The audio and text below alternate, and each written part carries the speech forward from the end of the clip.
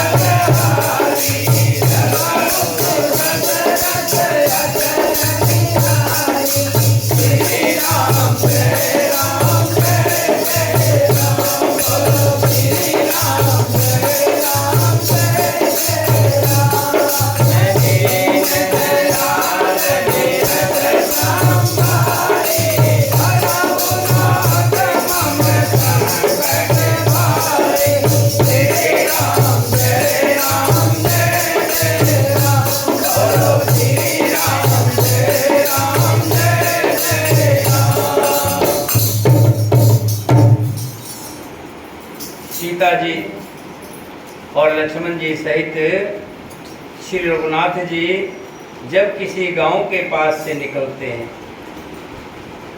तब उनका आना सुनते ही बालक बूढ़े स्त्री पुरुष सब अपने घर और काम काज को भूलकर तुरंत उन्हें देखने के लिए चल निकलते हैं। राम लखन सिय रूप निहारी। पाए प्रयन पल होए सुखारी। सजल विलोचन पुलक शरीरा। सब भय मगन देख दो वीरा। श्री राम लक्ष्मण और सीता जी का रूप देखकर नेत्रों का फल पाकर वे बड़े सुखी होते हैं। दोनों भाइयों को देखकर सब प्रेम आनंद में मगन हो गए। उनके नेत्रों में जल भर आया और शरीर पुलकित हो गया। उनकी दशा का वर्णन नहीं किया जा सकता। ऐसा लग रहा है मानो दरिद्रों ने चिंतामणि को की ढेरी को पा लिया हो। जैसे कोई दरिद्र गरीब आदमी को खजाना मिल गया हो। श्री राम जी को देख करके स्त्री पुरुष इस तरह से आनंदित होते हैं। वे एक एक को पुकार कर सीख देते हैं कि इसी क्षण नेत्रों का लाभ ले लो। बड़े पुण्य भाग्य से तुम्हें ये दर्शन हो रहे हैं। कोई श्री रामचंद्र जी को देखकर ऐसे अनुराग से भर गए हैं कि वे उन्हें देखते हुए उनके साथ साथ चलने लग रहे हैं। कोई नेत्र मार्ग से उनकी छवि को हृदय में लाकर शरीर मन और श्रेष्ठ वाणी से शिथिल हो जाते हैं। अर्थात उनके शरीर मन और वाणी का व्यवहार बंद हो जाता है।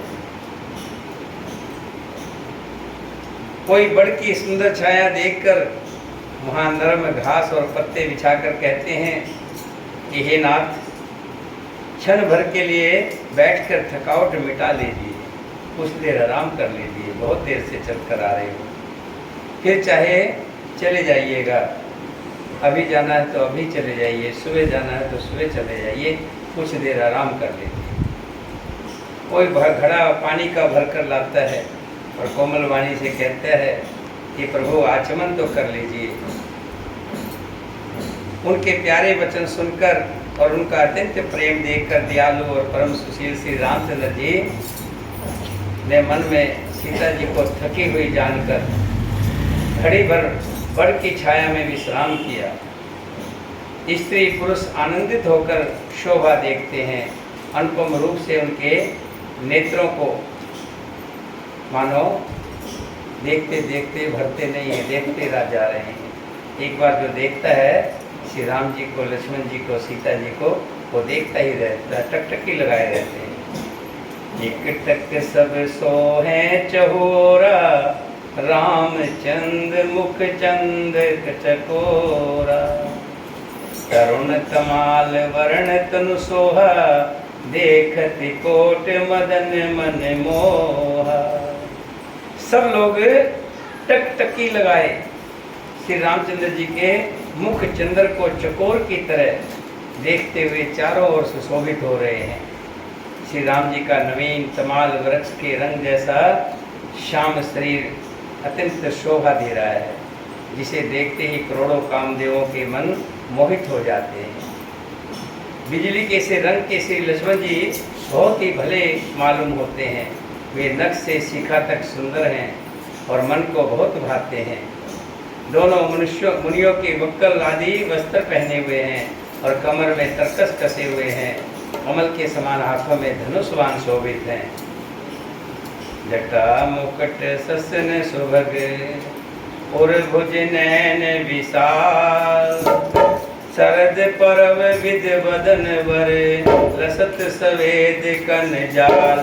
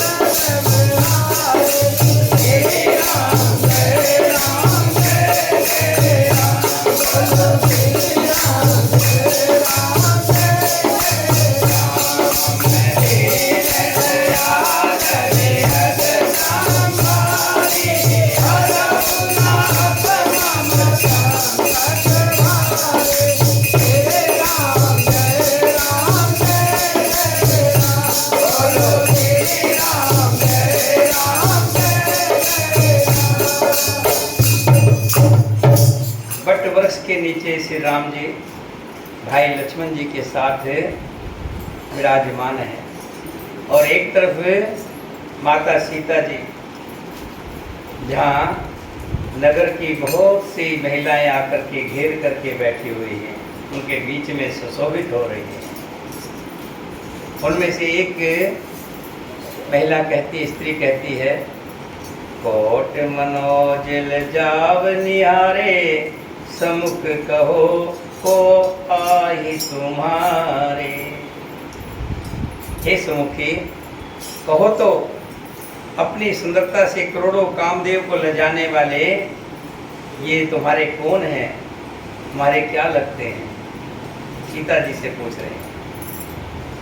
उनकी ऐसी प्रेममयी सुंदर वाणी सुनकर सीता जी सुखचा जाती है, कुछ बोलती नहीं है, मन मन मुस्कुराई है।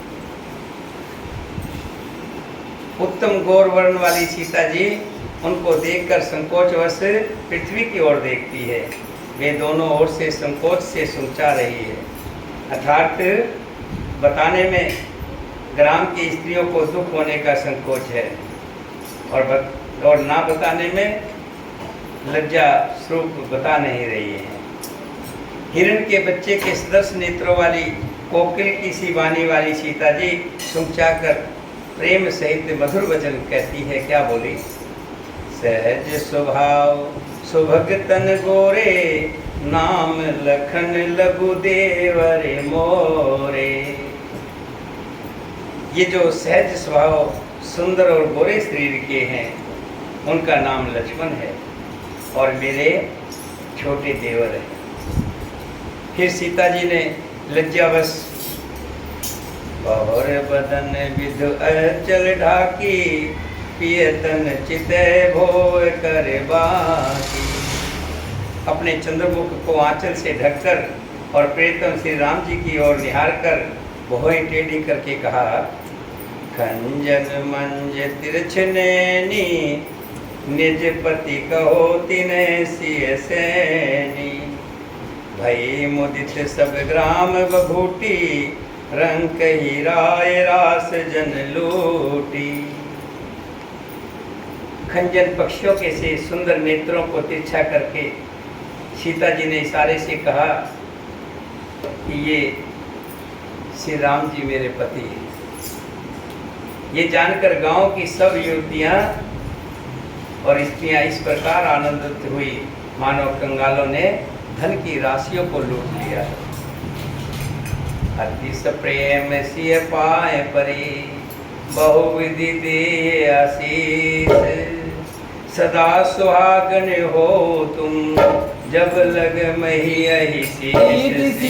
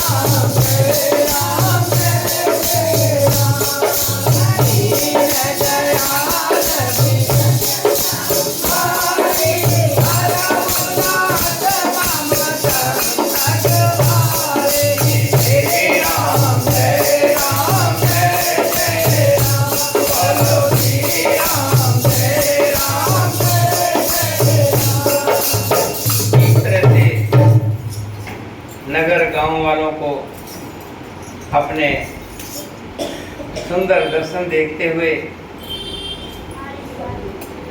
श्री राम जी भाई लक्ष्मण जी और सीता जी के साथ डगर डगर चल रहे हैं, रास्ते पे चल रहे हैं, पगडंडिया पे चल रहे हैं। आगे आगे श्री राम जी जा रहे हैं और श्री राम जी के पद चिन्हों को छोड़ते हुए कभी पाँव के ऊपर पाँव ना रखा जाए, निशान पर बड़े संभाल करके सीता जी चल रही है और राम जी और सीता जी के दोनों के पद चिन्हों को छोड़ते हुए बचाते हुए लक्ष्मण जी चल रहे हैं। और ऐसे चलते चलते एक सुंदर आश्रम के पास पहुंचे जहाँ पर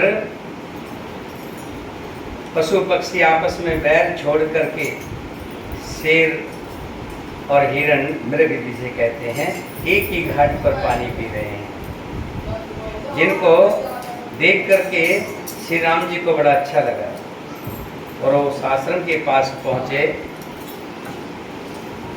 मुनि कहो राम दंडवत कीना, आशीर्वाद विपरवर दीना। देख राम छवि नैन जुड़ाने, कर सन्मान आश्रम ही आने।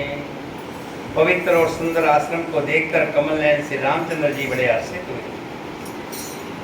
प्रभु श्रेष्ठ श्री राम जी का आगमन सुनकर मुनि वाल्मीकि जी उन्हें लेने के लिए आगे पहुंचे हैं। ये वाल्मीकि जी का आश्रम है। इससे पहले जिस आश्रम में गए थे वो किसका आश्रम था? भारद्वाज मुनि। यहाँ वाल्मीकि जी के बारे में बताते हैं कि वो त्रिकालदर्शी हैं। उन्होंने श्री राम जी की पूरी रामायण जो है पहले से ही रचना कर डाली और श्री राम जी को देख करके लेने के लिए गए हैं, अगुवाई करने के लिए गए हैं।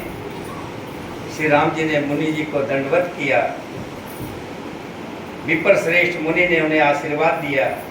श्री रामचंद्र जी की छवि देखकर वाल्मीकि जी के नेत्र शीतल हो गए, मानो पत्थर जो जाता है, जैसे हम वैष्णो देवी जाते हैं, बालाजी जाते हैं और जब मंदिर की सीढ़ियाँ पार करते थकावट होते होते जब मंदिर में पहुंचते हैं तो सारी थकावट दूर हो जाती है और आंखें शीतल हो जाती हैं, मन शीतल हो जाता है। ऐसे ही राम जी को देख करके जो मुनि थे वाल्मीकि जी, उनके नैन शीतल हो गए। सम्मान पूर्वक मुनि उन्हें आश्रम में ले आए। श्रेष्ठ मुनि वाल्मीकि जी ने प्राण प्रिय तिथियों को पाकर, यहाँ प्राण प्रिय क्यों कहा है? श्री राम जी वाल्मीकि जी के तो प्राण प्रिय थे, अपने अपने इष्ट देव होते हैं सभी। कोई कृष्ण जी को मानता है, कोई राम जी को मानता है, कोई देवी माता को मानता है। जो जिसको मानता है उसके लिए वो प्राण प्रिय, अपने प्राणों से भी प्यारे होते हैं।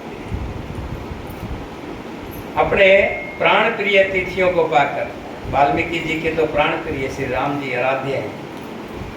राम की रामायण रचना की तो वाल्मीकि भगवान बन गए। उनके लिए मधुर कंद मूल और फल मंगवाए। सीता जी, लक्ष्मण जी और रामचंद्र जी ने आनंद के साथ फलों को खाया। तब मुनि ने उनको विश्राम करने के लिए सुंदर स्थान दिखा दिया कि यहाँ पर आप विश्राम कीजिए। और मुनि श्री राम जी के पास बैठे हैं और उनकी मंगल मूर्ति को नेत्रों में देखे जा रहे हैं, निहारे जा रहे हैं। वाल्मीकि जी के मन में बड़ा भारी आनंद हो रहा है। तब श्री रघुनाथ जी कमल सदृश हाथों को जोड़कर कानों को सुख देने वाले मधुर वचन बोले, क्या? तुम त्रिकाल दर्श मुनिनाथ, विश्वदर जिमि तुम रे हाथ। हस कहे प्रभु सब कथा वखानी, जेहि जेहि भात दीन बनुरानी। वाल्मीकि जी श्री राम जी के नेत्रों में नेत्र ऐसे टकटकी लगा रहे हैं, नेत्र हटने का नाम नहीं ले रहे, चरणों में आकर के रुक गए हैं।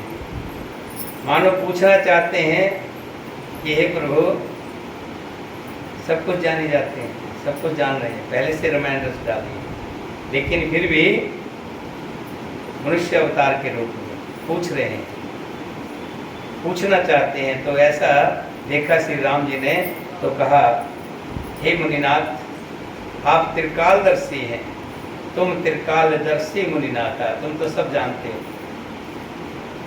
संपूर्ण विश्व आपके हथेली पर रखे हुए बेर के समान है। प्रभु श्री रामचंद्र जी ने ऐसा कहकर फिर जिस प्रकार से रानी कैकेयी ने वनवास दिया, वो सब कथा विस्तार से शुरू से लेकर आखिर तक सुनाई और कहा, हे प्रभु, पिता की आज्ञा का पालन हुआ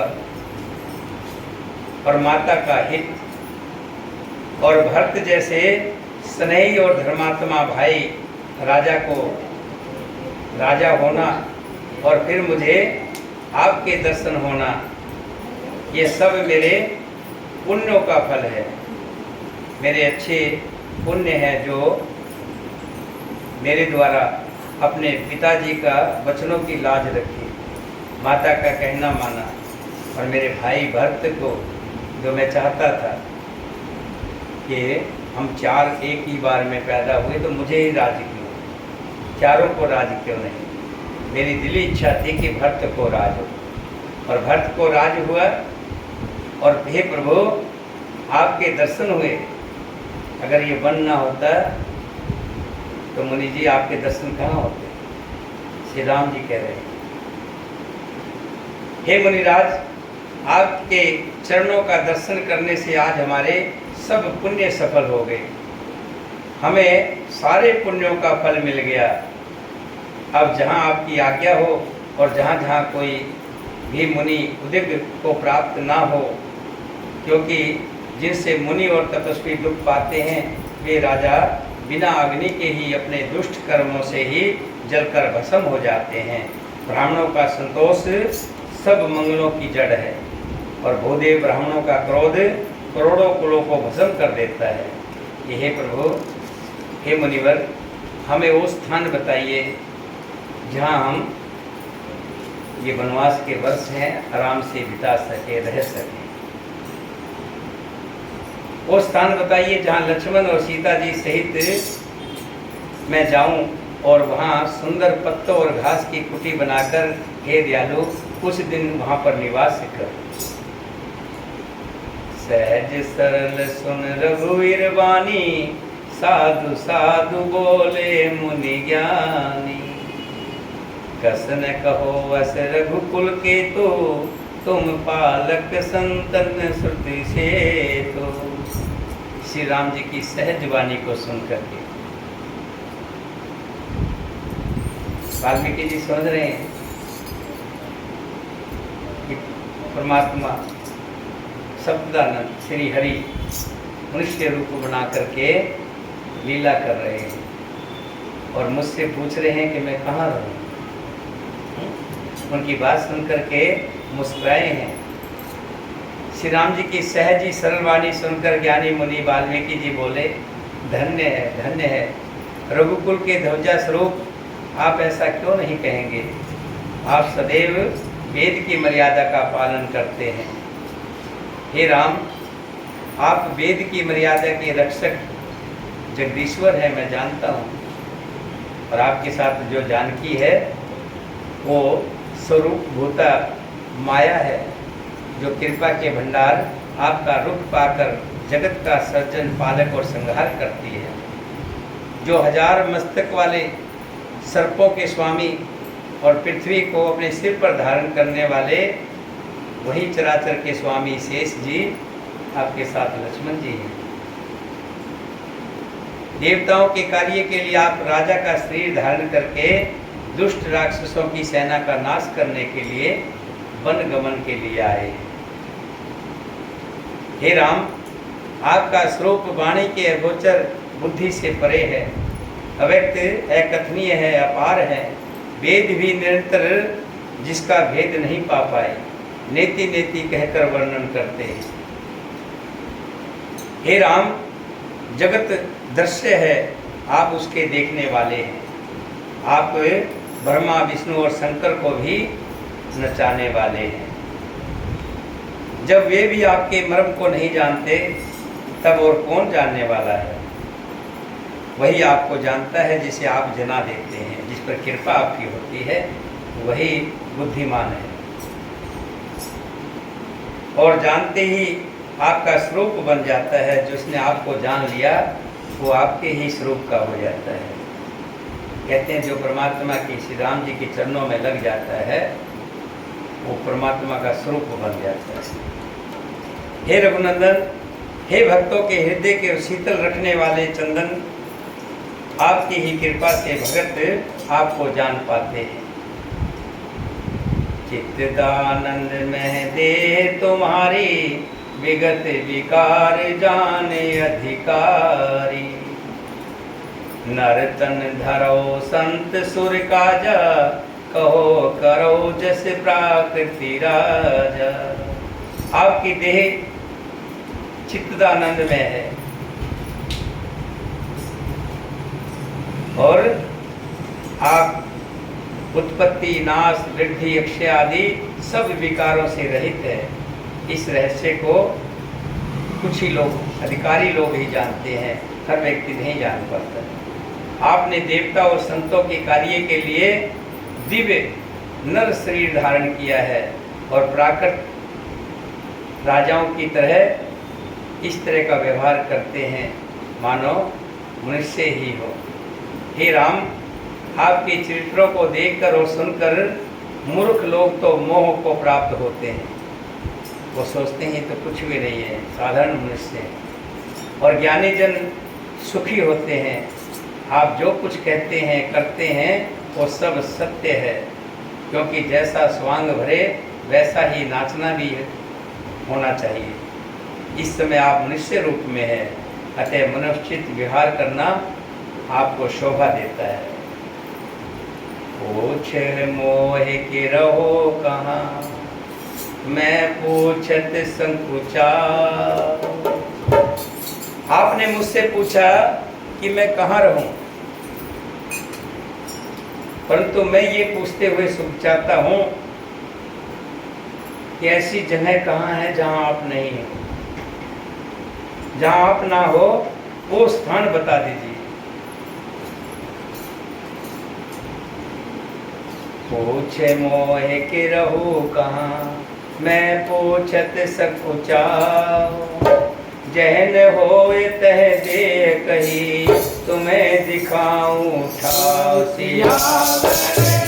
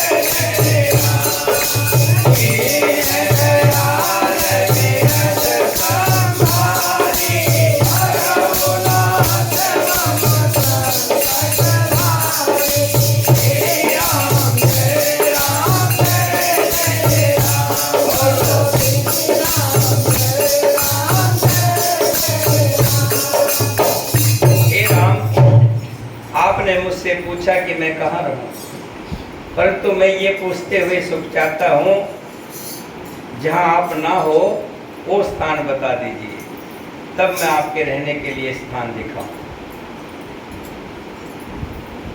मुनि के प्रेम रस से सने हुए वचन सुनकर श्री राम जी कहीं रहस्य ना खुल जाए। एक तरफ वाल्मीकि जी त्रिकालदर्शी है, सब जानते हैं, फिर भी श्री राम जी छुपा रहे हैं, अपने आप को रहस्य से बाहर नहीं आने देना चाहते। सुन मुनि बचन प्रेम रस साने, सुख चिराम मन मोह मुस्काने। वाल्मीक हस कह बहोरी, वाणी मधुर अमोरस बोरी। रहस्य खुल जाने के डर से सुख चाहकर मन में मुस्कुराए श्री राम जी। वाल्मीकि जी भी हंसकर फिर अमृत रस में डुबोई हुई मीठी वाणी में बोले, हे राम जी सुनिए, अब मैं आपको वो स्थान बताता हूँ जहाँ आप सीता जी और लक्ष्मण जी के साथ आराम से रहिए, वहाँ आपको कोई दिक्कत नहीं होगी। ये कौन से स्थान है? 14 स्थान बताए हैं जहाँ पर श्री राम जी के रहने के लिए वो जगह है। इसमें कहा, सुनो राम अब कहूँ निकेता, जहाँ बसो सिय लखन समेता। हे राम, आप सीता और लखन के साथ वहाँ रहिए। पहला स्थान बताते हैं, जिनके श्रवण समुद्र समाना, कथा तुम्हारे सुभग सरनाना। जिनके कान समुद्र की भांति आपकी सुंदर कथा रूपी अनेकों सुंदर नदियों में निरंतर भरते रहते हैं। जैसे समुद्र में नदियाँ आकर के गिरती रहती है, लेकिन समुद्र भरता नहीं। कि जिनके कान ऐसे हैं जिनमें आपकी कथा सुनते रहें, यही पिपासा हो, लालसा हो और भरे ना। जैसे समुद्र में नदियाँ आकर के गिरती रहती हैं, समुद्र भरता नहीं, परंतु कभी भी तृप्त नहीं होते जिनके कान, उनके हृदय में आपके लिए सुंदर घर है, आप उनके हृदय में निवास कीजिए। और दूसरा क्या कहा, लोचन चातक जिन कर राखें, रहें दरस जलधर अभिलाषे। और जिन्होंने अपने नेत्रों को चातक बना रखा है, जो एक टकटकी लगाए आपको ही निहारते हैं, आंखें खुली आंखों से भी और बंद आंखों से भी आपके ही दर्शन पाते हैं। ये हे प्रभु, उनके हृदय में आप निवास कीजिए। और जो भारी भारी नदियाँ, समुद्रों और झीलों का निरादर करते हैं और आपके सौंदर्य रूपी मेघ के एक बूंद जल से सुखी हो जाते हैं, जो इस संसार में बहुत से सुंदर सुंदर तस्वीरों को देखते हैं लेकिन उनका मन नहीं भरता। और आपकी एक सुंदर तस्वीर को देखकर, कुछ छोटी सी तस्वीर के भी दर्शन हो जाए, झलक मात्र हो जाए, अपने आप को बड़े भाग्यशाली समझते हैं। अर्थात आपके दिव्य सच्चिदानंद में स्वरूप को किसी एक अंग की जरा सी भी झांकी के सामने स्थूल, सूक्ष्म और कारण तीनों जगत के अर्थात पृथ्वी, स्वर्ग और ब्रह्मलोक तक के सौंदर्य का तिरस्कार करते हैं। सिर्फ उनकी आपकी एक झांकी जिसको देख जाए वो पृथ्वी, तीनों लोकों को तिरस्कार करते हैं, तीनों लोकों को कुछ भी नहीं समझते आपके सामने। हे रघुनाथ जी, उन लोगों के हृदय रूपी सुखदायी भवनों में आप भाई लक्ष्मण जी और सीता जी सहित निवास कीजिए। पहले कौन? जिनके कान कथा सुनते सुनते भरे न, और जिनके नेत्र दर्शन मात्र एक हल्की सी झलक भी श्री राम जी की, भगवान की हो जाए, उसको देख करके हजारों तीनों लोकों के सुंदरता को एक किनारे कर दें और पता लगे कि इतना कुछ हो रहा है। एक बार की कथा आती है कि श्री राम जी का जिसके अंदर मन लगा होता है और जिसका श्री राम जी में मन नहीं लगा होता है, मन मन की बात बताते हैं कि दो साथी थे, घर से निकले, रास्ते में कथा हो रही थी, खेत के लिए निकले थे, रास्ते में कथा हो रही थी, तो एक कह रहा भैया मैं तो कथा सुन करके जाऊंगा, थोड़ी लेट चला जाऊंगा खेत में, बाद में ले आऊंगा, कथा सुन लूंगा तो जाऊंगा। दूसरा कहता भैया मैं खेत में जा रहा हूँ, मैं तो अपना भैंस, जो गाय भैंस हैं उनके लिए जो चारा लेके आना वो लेके आऊँगा। वो चला गया, कहाँ? खेत में, और उधर वो कथा में बैठ गए। देखिए दोनों अपने अपने कार्य में, वहाँ बैठा है, ध्यान कहाँ है कि खेत में पहुँच गया होगा, चारा काट लिया होगा, गांठ बांध ली होगी, बैठा कथा में है, ध्यान खेत में है। वो खेत में है, चारा काट रहा है, लेकिन ध्यान कहाँ है? अभी कथा चल रही होगी।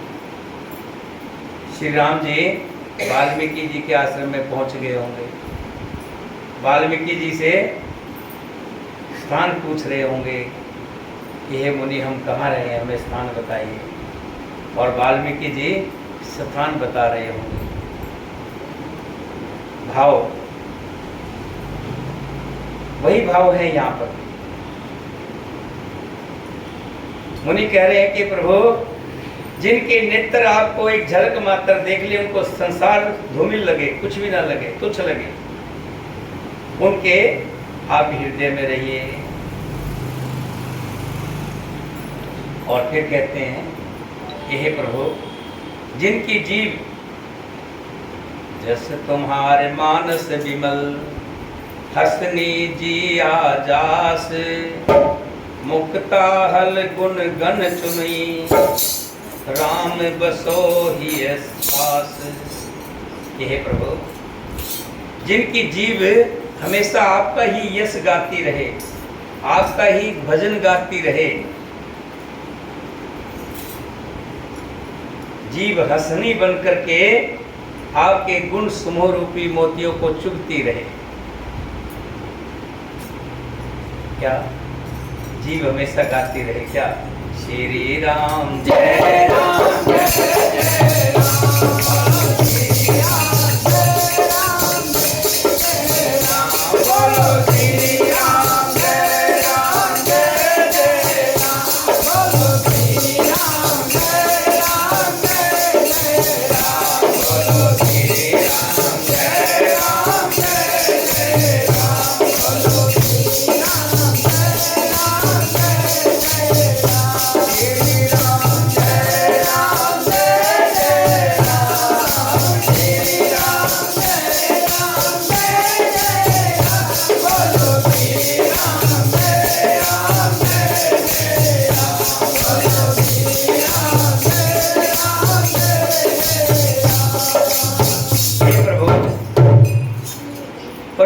प्रसाद सुच सुभग सुभाषा, सादर जास लह नित नासा। हे प्रभु, जिनको आपका प्रसाद अमृत के समान लगे, जिनकी नासिका, देखिए हम खाते तो मुंह से हैं, लेकिन उसका जो स्वाद है जीभ बताने से पहले नासिका बता देती है। जीभ पर रख कर के स्वाद बाद में पता लगता है, पहले नासिका सुगंध के द्वारा बता देती है कि इसका स्वाद कैसा हो। जिनकी नासिका प्रभु आपके पवित्र और सुगंधित पुष्प आदि सुंदर प्रसाद को नित्य आदर के साथ ग्रहण करती है, सूंघती है, और जो आपको अर्पण करके भोजन करते हैं, भोजन करने से पहले जो आपको भोजन अर्पण करते हैं, निकाल करके प्रभु हाथ जोड़ करके विनती करते हैं, प्रभु प्रसाद ग्रहण कीजिए, आपको भोग लगाते हैं और फिर स्वयं लेते हैं। इसी तरह वस्त्राभूषण जो पहनते हैं, पहनने से पहले आपके चरणों में रखते हैं, प्रभु आपके प्रति इतना श्रद्धा है, आप उनके हृदय में विश्राम कीजिए, वहाँ रहिए। शीस नवै सुर गुरदिज देखी, प्रीत सहित कर विनय विशेषी, कर नित्य करें राम पद पूजा, राम भरोसे हृदय नहीं दूजा। जिनके मस्तिष्क देवताओं के आगे सिर झुकते हो, बहुत से नास्तिक लोग होते हैं, भगवान के आगे से गुजर जाएंगे, मंदिर के आगे से गुजर जाएंगे, रुकेंगे नहीं। सिर झुकाना तो दूर की बात, रुकते भी नहीं, एक मिनट के लिए रुक जाए। और मैंने देखा है जो संत पुरुष होते हैं, कहीं भी जाते हैं, मंदिर दिखाई दे गया तो वहाँ रुकते हैं और हाथ जोड़ करके सिर नुआ करके चलते हैं। हे प्रभु, जिनके मस्तिष्क देवताओं के, गुरु और ब्राह्मणों को देखकर बड़ी नम्रता के साथ प्रेम सहित झुक जाते हैं, हे प्रभु आप उनके मन मस्तिष्क में निवास कीजिए, वहाँ रहिए। और हे प्रभु, जिनके हाथ नित्य श्री रामचंद्र जी आपके चरणों की पूजा करते हैं और जिनके हृदय में श्री रामचंद्र जी आप पर ही भरोसा है, आपका ही भरोसा है, उनको दूसरा कोई सहारा नहीं है, जो आपके ही सहारे हैं, आप उनके मन मस्तिष्क में निवास कीजिए। चरण राम तीर्थ जल जाहि, राम बसे तिनके मन माही, मंत्र राज नित जपे तुम्हारा, पूजे तुम्हें सहित परिवार। तथा जिनके चरण श्री राम जी आपके तीर्थों में चलकर जाते हैं, जो तीर्थों में जाते हैं, स्नान करके आते हैं, आपके तीर्थ, भगवान के तीर्थ हैं, जितने भी तीर्थ हैं, कोई भी तीर्थ ऐसा नहीं है किसी राक्षस का तीर्थ सुना आज तक, भगवान के तीर्थ हैं। चाहे पुष्कर हो, चाहे काशी हो, चाहे हरिद्वार हो, जहाँ भी तीर्थ हैं सब भगवान के तीर्थ हैं। कि हे प्रभु, जिनके पांव, जिनके चरण चल करके आपके तीर्थों पर जाते हैं राम जी, आप उनके मन में निवास कीजिए और नित्य आपके नाम रूप मंत्र राज को जपते हैं, जो मंत्र का जाप करते हैं। मंत्र क्या है? आप जो मंत्र जपते हैं उसमें क्या है? उसमें भी मेरे प्रभु का नाम ही है, मेरे राम जी का नाम है। ये अलग है कि स्वरूप लीला, जैसे जैसे उन्होंने लीला की, उस लीला में जो नाम रखा गया, हम पिछले जन्म में हमारा पता नहीं क्या नाम रहा होगा, इस जन्म में ये नाम है, अगले जन्म में क्या नाम होगा, ये अलग है। राम कहो चाहे श्याम कहो, हम क्या करते हैं? तुलसी माता, राधा रानी, मनमोहन, मदन गोपाला, ब्रज के वासा गोपी जन, हरे कृष्णा बल बलाए प्राण कलेश नासा। जो आपके ही मंत्रों को जपते हैं और परिवार सहित आपकी पूजा करते हैं प्रभु, आप उनके मन मस्तिष्क में निवास कीजिए। तर्पण होम करें विधि नाना, विपर जीवावे दे बहुदाना। जो अनेकों प्रकार से तर्पण और हवन करते हैं, ध्यान रखना कुछ दिनों बाद पितृमास शुरू होगा, पितृ पखवाड़ा शुरू होगा, जिसको श्राद्ध बोलते हैं। प्रभु ने भी कुछ ऐसा सोच विचार करके बनाए हैं, जितने भी तिथि त्योहार बार बनाए हैं बड़े सोच समझ करके, किसी न किसी बहाने हम सबको मान सम्मान देते हैं। कौओं को खाना खिलाना क्या है? पितृपक्ष में देखे ना, कहते हैं कि पितृपक्ष में जो हमारे पिताजी माताजी जो स्वर्ग से धार गए हैं, वो कौवे का रूप बन करके आए।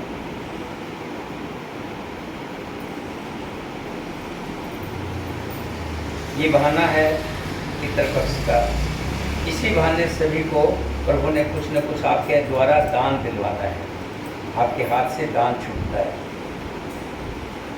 कुछ खाना बनाते हैं, खीर बनाते हैं, हलवा बनाते हैं, ब्राह्मण को जिमाते हैं, गौओं को जिमाते हैं, कौओं को जिमाते हैं, पक्षियों को जिमाते हैं। आपके हाथ द्वारा आपसे दान होता रहे, प्रभु ने सिस्टम बना रखा है।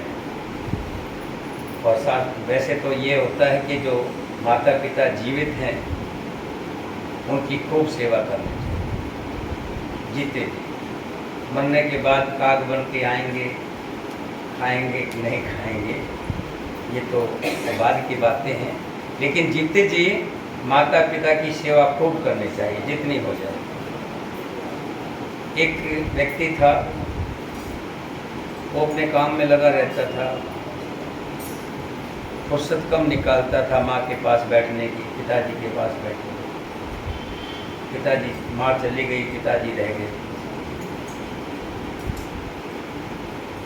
एक दिन पिताजी की तबीयत खराब हुई तो डॉक्टर को बुला करके लाया।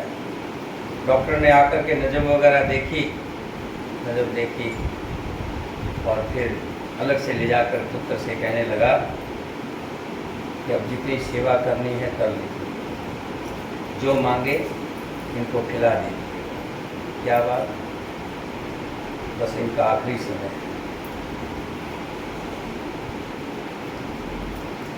बेटा पिता के पास आया, पिता के सिर पर हाथ फेर रहा है, सिर लौट रहा है, पैरों को मसल रहा है। पिताजी बोल रहे थे, कहने लगे क्या बात है बेटा, आज कुछ बदला बदला व्यवहार लग रहा है।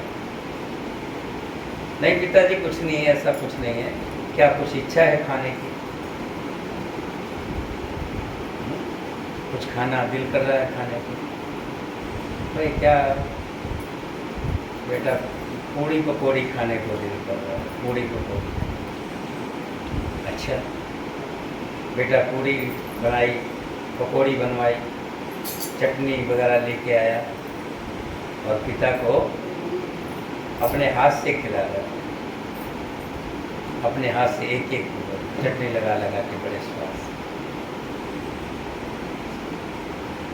पिता कह रहे बेटा खिला लीजिए, क्या पता फिर तो अगली बार जब आऊँगा तो कौवा बन के ही खाऊँगा, फिर तो इसके बाद तो कौवा बन के ही खाऊँगा।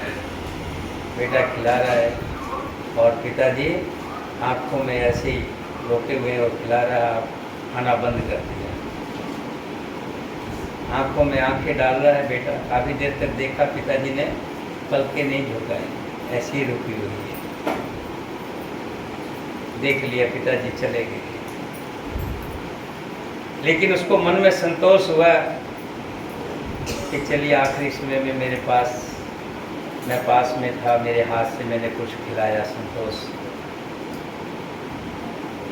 लेकिन ध्यान रखें कि आखिरी क्षण का कोई पता नहीं होता कब होगा। कोई सोचे जब आखिरी समय होगा तभी माता पिता की सेवा करेंगे, तभी कुछ खिलाए पिलाएंगे। आप हमेशा माता पिता जिनकी जिंदा हैं, और बच्चे भी मेरी कथा को अगर सुन रहे होंगे, सुनते हैं, 6500 लोग सुनते हैं, मैं देखता हूँ।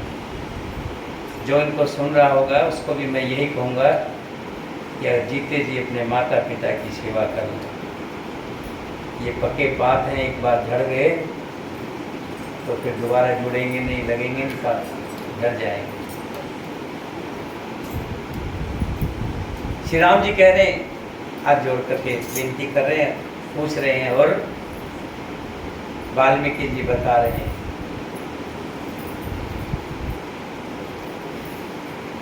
कि जिनकी नासिका प्रभु आपके सुगंधित पुष्प आदि सुंदर प्रसाद को नित्य आदर के साथ ग्रहण करती है, सूंघती हैं, जो आपको अर्पण करके भोजन करते हैं और आपके प्रसाद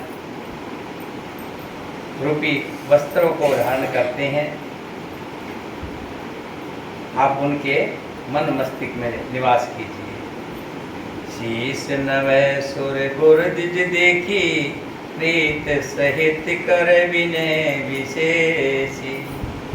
जिनके मस्तक देवता गुरु और ब्राह्मणों को देखकर बड़ी नम्रता के साथ प्रेम सहित झुक जाते हैं, हे प्रभु आप उनके मन मस्तिष्क में बसिए। और जिनके चरण आपके तीर्थों पर चल कर जाते हैं, हे प्रभु आप उनके मन मस्तिष्क में बसिए। तर्पण होम करें विधि नाना, विपर जिमा में देहि विउधाना। बहुत प्रकार से ब्राह्मणों को जमाते हैं, तर्पण करते हैं, श्राद्ध मनाते हैं। ऐसे धार्मिक लोगों के घरों में आप मन मस्तिष्क में, घरों में नहीं, वो घर कौन सा है, मन मस्तिष्क, उसमें आप निवास कीजिए। सब कर मांगे एक फल, राम चरण रति हो। इनके मन मंदिर बसो, सिय रघुनंदन दो सिया।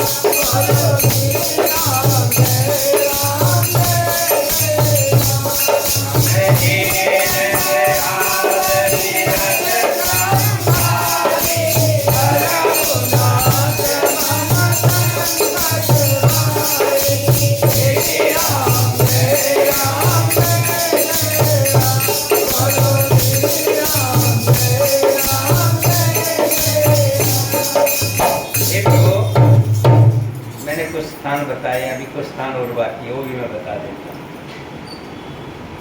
हे प्रभु सब कर्म करके, जितने भी कर्म करते हैं हम, यानी कि जो जितने भी कर्म करता है और कर्म करके एक ही फल मांगते हैं कि प्रभु श्री रामचंद्र जी के चरणों में हमारी प्रीति हो,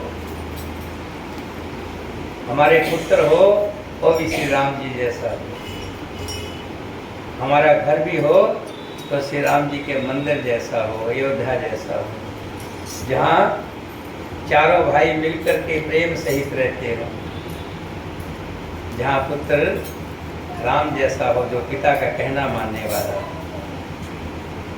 जहाँ पुत्र वधू हो तो सीता जैसी हो, जहाँ माता हो तो कौशल्या जैसी हो। जो लोग ऐसा मन में सोचते हैं, मंदिरों में सीता जी और रघुकुल की आनंदित करने वाली आप दोनों की छवि को देखते हैं, आप उनके मन मंदिर में बसिए। और प्रभु काम कोह मदमान न मोहा, लोभ न क्षोभ न राग न द्रोहा, जिनके कपट दंभ नहीं माया, इनके हृदय बसो रघुराया। जिनके ना तो काम, बहुत से कामी लोग होते हैं, वो उनको कहो कि श्री राम जी की कथा हो रही है, चल चले। लेकिन कामी व्यक्ति कभी भी कथा की तरफ मुंह नहीं करेगा। और क्रोध को तो सपने में भी राम कथा नहीं। और जिसको मद है, घमंड है, चाहे रूप का घमंड है, चाहे धन का घमंड है, चाहे शरीर का घमंड है, चाहे परिवार का घमंड है, मद जिसे बोलते हैं, वो भी कभी कथा में नीचे नहीं बैठेगा। ध्यान रखिएगा, कथा नहीं सुनेगा। और भूल भले के कभी आ भी जाएगा, किसी के कहने से बहुत से लोग आ जाते हैं। कई बार देखता हूँ कोई एमएलए वगैरह आ गया तो माला डलवाने के लिए तो आ जाएगा, कथा सुनने के लिए नहीं। और प्रभु जिसको मोह है, मोह होता, पहले बेटा छोटा था, उसको फिर पोता हो गया, पोती हो गई, मोह है, ये मोह ही तो है। और उनको छोड़ के कहाँ जाए? दो दो तीन तीन पोता पोती हैं, साथ में लेके कहाँ जाए? ना ले जाए बनता है, ना छोड़े बनता है, और पोती आ ही नहीं आती। तो ऐसे में मोह वाला व्यक्ति भी जो है वो राम कथा को नहीं पाता, राम को नहीं पाता। तभी तो कहा है काम क्रोध मद लोभ मोह। लोभी को दुकान में है, कहाँ बैठी है? नहीं है, हीरा है नहीं, दुकान पे ग्राहक आएंगे, 10 रुपये की कमाई होगी, होता ना, लोभ होता है। काम क्रोध मद लोभ। प्रभु जिनको ये सब नहीं है, बहुत बिरले होंगे, हजारों में से एक होता है जो काम क्रोध मद लोभ छोड़ करके, और ना ही शोभ है, शोभ मैंने दुख, और ना ही राग है। राग क्या है? कुछ पा गया तो बड़ा खुश, और कुछ चला गया तो बड़ा दुखी। इसको ना राग है, ना द्वेष है, ना कपट है, ना दंभ है, और ना माया है। हे रघुराज, आप उनके हृदय में निवास कीजिए। सबके प्रिय सबके हितकारी, दुख सुख सरस प्रशंसा गारी। कहें सत्य प्रिय वचन विचारी, जागत सोवत शरण तुम्हारी। जो सबके प्रिय और सबका हित करने वाले हैं, जिन्हें दुख और सुख, प्रशंसा, बड़ाई और निंदा एक समान है, जो विचार कर सत्य और प्रिय वचन बोलते हैं, तथा जो जागते सोते आपका ही नाम का सिमरण करते हैं। क्या? श्री राम जय राम जय जय राम जय जय राम, बोलो श्री राम जय राम जय राम, बोलो श्री राम जय राम जय राम, बोलो श्री राम जय राम जय राम, बोलो श्री राम जय राम जय राम।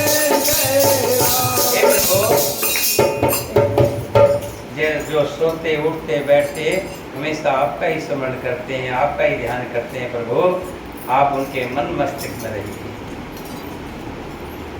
और प्रभु जो दूसरे की संपत्ति को देखकर खुश होते हैं, बहुत से लोग होते हैं ना, दूसरे ने मकान बना दिया तो जलते हैं, इतना बड़ा बना दिया, इतनी जल्दी इतना पैसा कहाँ से आ गया, ऐसी चर्चा करते हैं। लेकिन जो अच्छे पुरुष लोग होते हैं वो क्या सोचते हैं? ये इतना अच्छा बना लिया, मेरी झोपड़ी के भी भाग खुल गए हैं, मेरी भी इज्जत बढ़ेगी। इतना सुंदर मकान जहाँ पे अच्छी अच्छी कोठियाँ बनी हो, वहाँ झोपड़ी है, वो भी अपने आप को बड़ाई महसूस करता है। देखो मैं अच्छे लोगों के बीच में रहूँ, सुंदर पुरुष होगा तो जो सोच प्रभु की होगी। और आप सोचिए आपका मकान हो, आसपास में कंजर लोग रह रहे, आपको कैसा महसूस होगा? तो ऐसा महसूस होता है।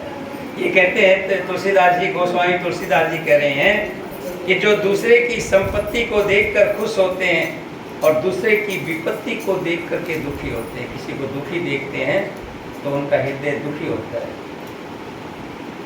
और हे राम जी, जिन्हें आप प्राणों के समान प्यारे हैं और उनके मन आपके रहने योग्य शुभ भवन है। और हे प्रभु, जो अपने गुरु को आपके ही समान समझते हैं, आपके समान समझ करके पूजते हैं, स्वामी सखा पितु मात गुरु जिनके